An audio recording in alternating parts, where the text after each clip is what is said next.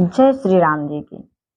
आज हम लोग रामचरितमानस पाठ में वही वन का प्रसंग फिर सुनेंगे, क्योंकि वह इतना लंबा है, कई दिन लगेंगे उसमें।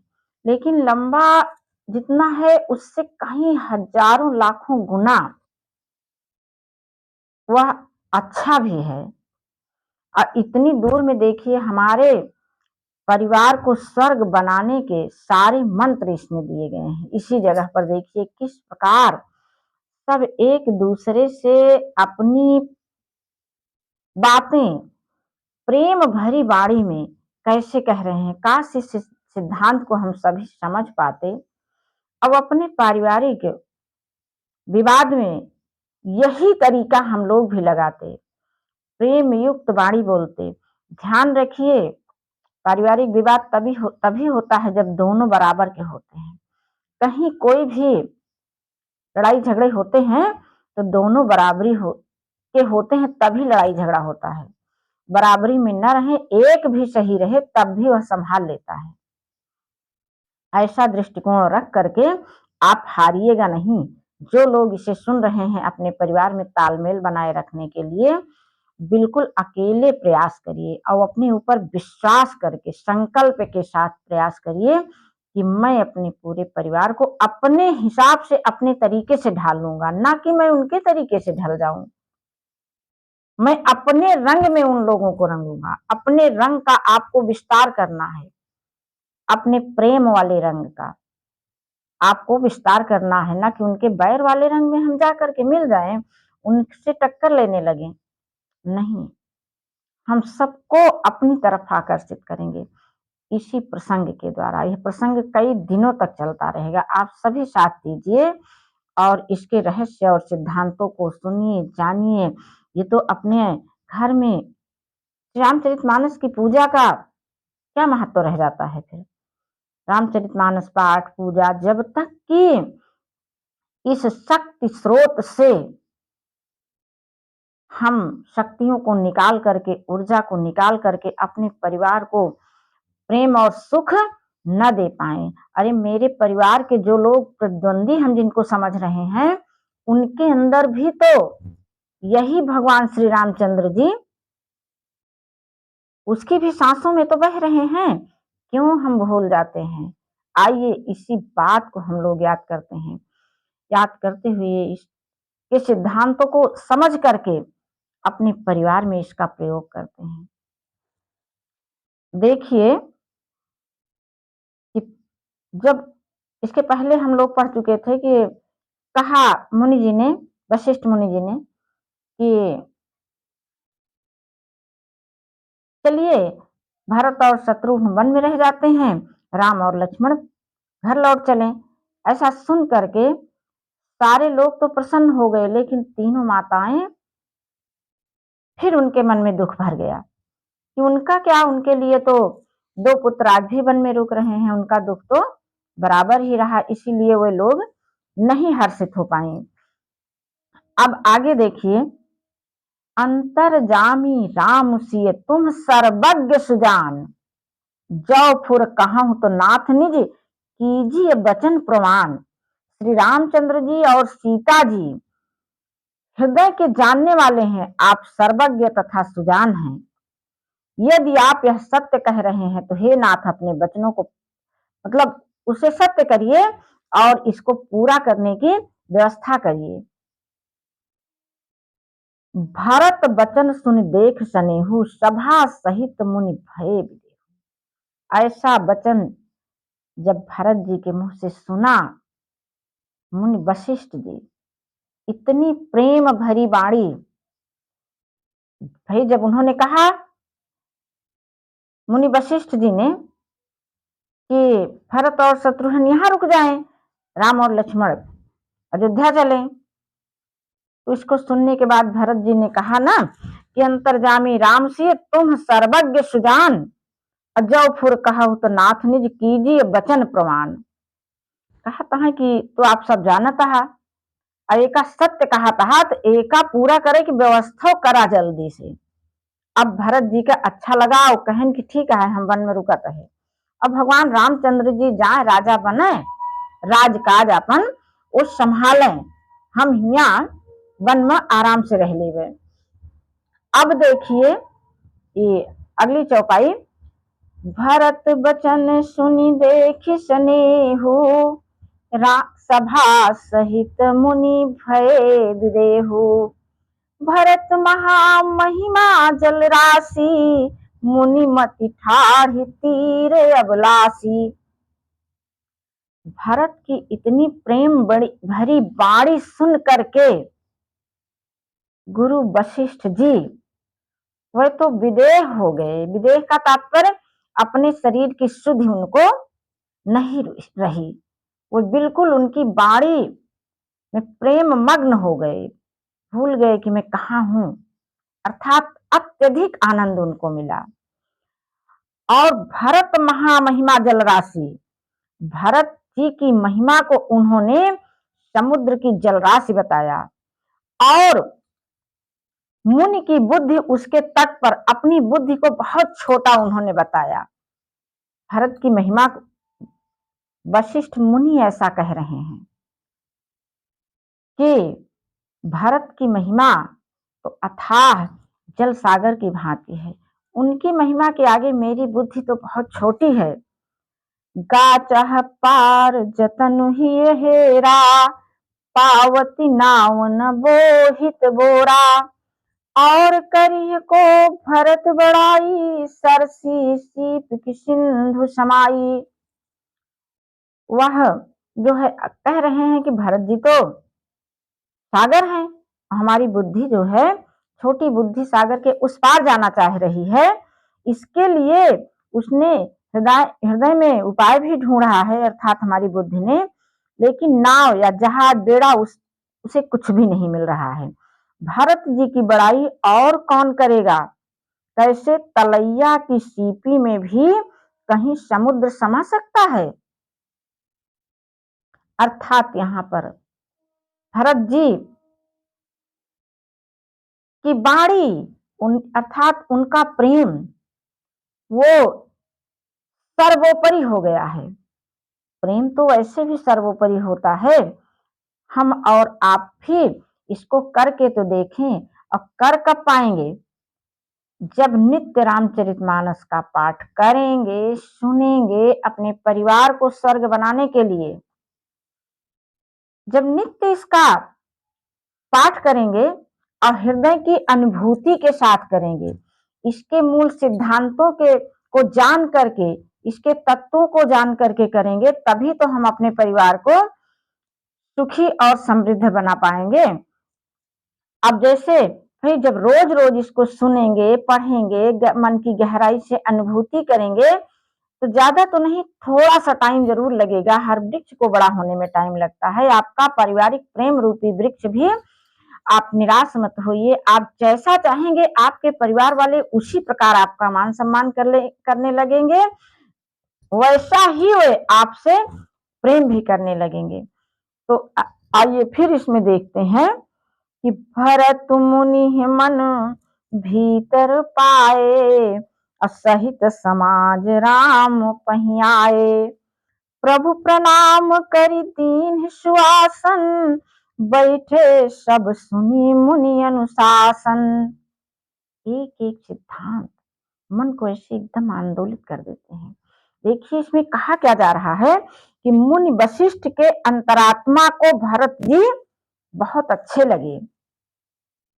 भरत जी नहीं अच्छे लगे, उनकी प्रेम भरी बाणी अच्छी लगी, उनका भगवान श्री राम के प्रति स्नेह अच्छा लग रहा है।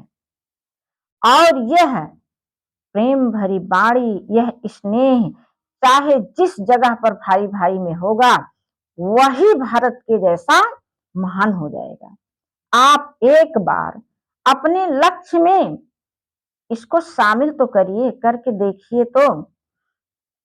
और यहाँ का मुख्य सिद्धांत, मुनि वशिष्ठ जी के अंतरात्मा को भरत जी अच्छे लगे, वह समाज सहित श्री राम जी के पास आए। फिर देखिए, प्रभु श्री राम जी ने प्रणाम कर उत्तम आसन दिया। ये होता है हमारे भारतीय सभ्यता संस्कृति की पहचान है, उसकी ये ताकत है। क्या? जब हमारे घर में हमारा कोई भी बड़ा आए तो हम उठ करके दिन में एक बार तो अवश्य ही प्रणाम ही कर लें। सुबह सो के उठने पर या नहाने के बाद, पूजा करने के बाद, घर से बाहर निकल जब भी अवसर पड़े तब हम उन्हें प्रणाम कर लें। और उसके बाद मान लो मैं आंगन में बैठी हूँ, मेरे घर के कोई भी आते हैं, हमारे सास ससुर पति, बड़ी ननद या पास पड़ोस की बड़ी बूढ़ी औरतें, तो उनको प्रणाम करना है।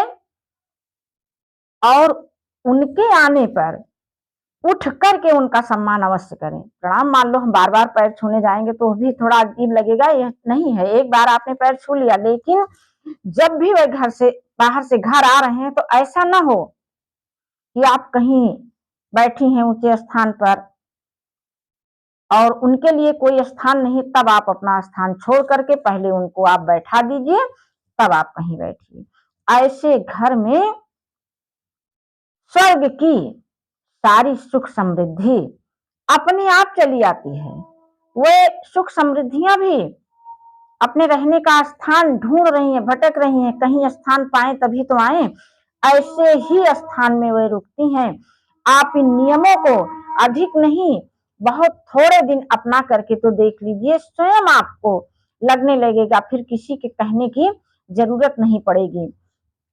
आगे देखिए, बोले मुनिवर बचन विचारी, देश काल अवसर अनुहारी, सुनहु राम सर्वज्ञ सुजाना, धर्म नीति गुण ज्ञान निधाना।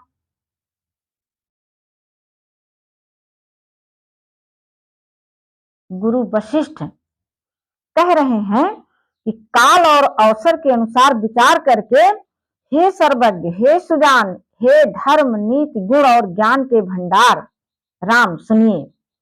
अब वे क्या कह रहे हैं, सुना रहे हैं उनको। सबके उर अंतर बसहु जानहु भाव कुभाव, पुरजन जननी भरत हित होई सो कहियो उपाय। आप सबके हृदय में बसते हैं और सबके भले बुरे भाव को जानते हैं। देखिए, हम ऐसे नहीं रामचरित की मानस की पूजा करते हैं, इसमें गुण रूपी अमृत भरा है, मोती भरा है। और हम तो ऐसी मोतियों को, ऐसे अमृत को भर भर के बोतलों में रखा है, संजो करके अपने बक्से में रखा है मोतियों को, और उनका प्रयोग नहीं कर पा रहे हैं। अरे उपयोग कर लो अपनी सुख संपदा का। सुख संपदा का उपयोग ही नहीं करोगे तो चाहे स्वर्ग आपके घर में उतर आए, जब उसका आपके पास उपयोग नहीं है तो आपके लिए स्वर्ग क्या नर्क क्या जो है। तो यहाँ पर देखिए क्या कहा जा रहा है कि आप भले बुरे भाव को जानते हैं। श्री रामचरितमानस का ये सिद्धांत है, भगवान रामचंद्र जी का ये गुण है कि वे सबके हृदय में बसते हैं और सबके भले बुरे भाव को जानते हैं। याद रखिए, जब भगवान के इस भाव का आदर आप नहीं कर सकते तो आपको रामचरितमानस घर में रखने का कोई मोल नहीं रह जाता है, कोई अर्थ नहीं रह जाता है आपके लिए। आप इस भाव को अपने हृदय में संजोइए, जिसमें आप सबके हृदय के भीतर बसते हैं। ऐसा वशिष्ठ मुनि कह रहे हैं भगवान श्री रामचंद्र जी के लिए, और यही पूर्ण सत्य है कि सबके उर अंतर बसो जानहु भाव को भाव। सबके आप हृदय में बसते हैं और आप भले बुरे भाव को जानते हैं, जिसमें पूर्ववासियों का, माताओं का और भरत का हित हो, आप वही उपाय बता दें। आगे अब देखिए फिर, आरत कहीं विचारिन काऊ, सूझ जुआरी आपन दाऊ, सुनि मुनि बचन कहत रघुराऊ, नाथ तुम्हारे ही हाथ पाऊ। भगवान जी गुरु वशिष्ठ के वचन सुन करके कह रहे हैं कि आप ही के हाथ में सब उपाय है। सब कर हित रुख राउर राखे, आयु किए मुदित फुर भाखे। फुर माने सत्य। प्रथम जो आयसु मोह कहूँ होई, माथे मानिक करो सिख सोई। देखिए भगवान रामचंद्र जी कितनी विनय पूर्वक वाणी कह रहे हैं। हर बड़े भाई छोटे भाई के प्रेम से भर करके ये विनय भरी वाणी बोल रहे हैं। अरे ये कहाँ गया सिद्धांत भगवान रामचंद्र जी का। चलिए हम सब लोग एक बार फिर से भगवान श्री रामचंद्र जी से प्रार्थना करते हैं, शायद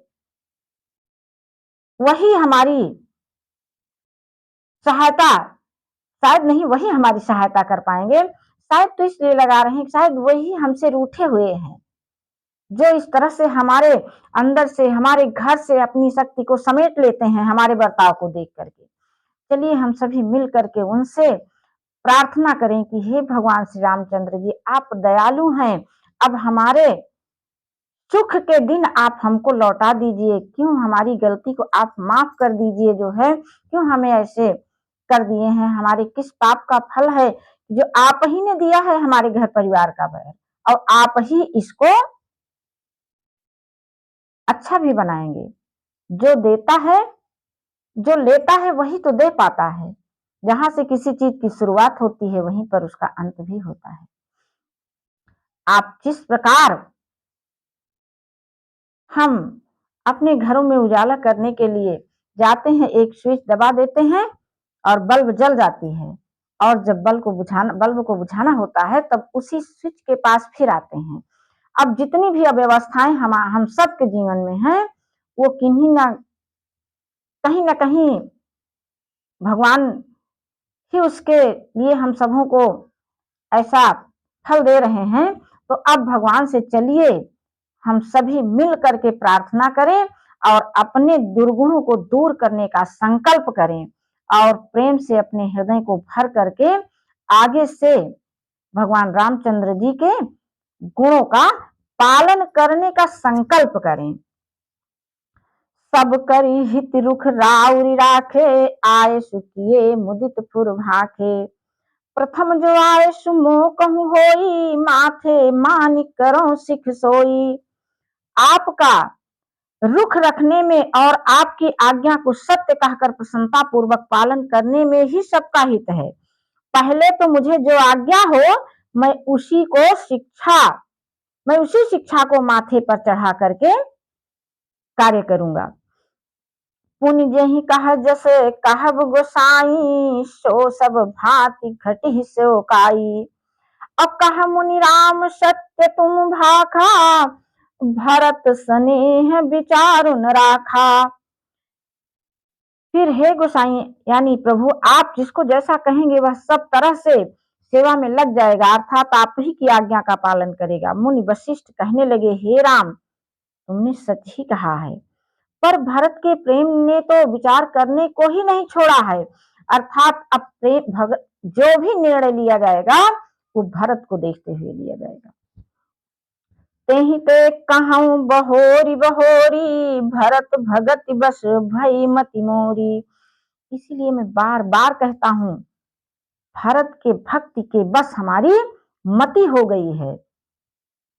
मुनि की, गुरु वशिष्ठ की मुनि भरत के प्रेम भरी वाणी को सुन करके उनके बस में हो गई है।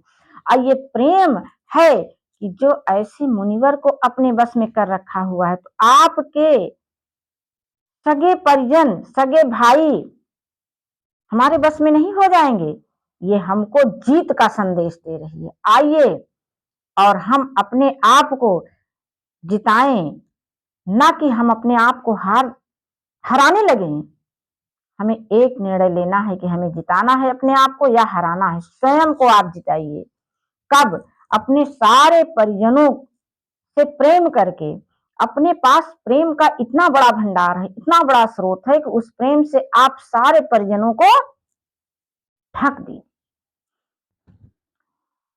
मोरे जान भरत रुचि राखी, जो कीजिए सो शुभ शिव साखी। भरत विनय सादर सुनिय करिय विचार बहोरी, करब साधु मत लोक मत नृप नय निगम निचोर। पहले भरत की विनती आदर पूर्वक सुन लीजिए, राम हृदय तो सुन लीजिए, फिर उस पर विचार कीजिए।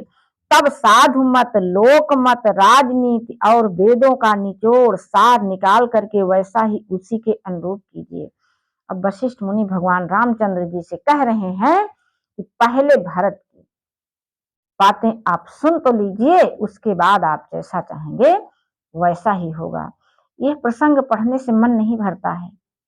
आप सभी इसको अधिक से अधिक अपने परिजनों में फैलाइए। आप जब तक इसको फैलाएंगे नहीं, तब तक ये जो है सबके पास जाएगा कैसे। हम तो प्रयास कर रहे हैं, आप भी मेरे साथ लग जाइए ना। मैं तो निरंतर करती रहूंगी, मेरे पास तो बस यही काम है, तब तक मैं करती रहूंगी। या तो मेरी जान निकलेगी या तो चारों तरफ प्रेममय वातावरण होगा। जय श्री राम जी की।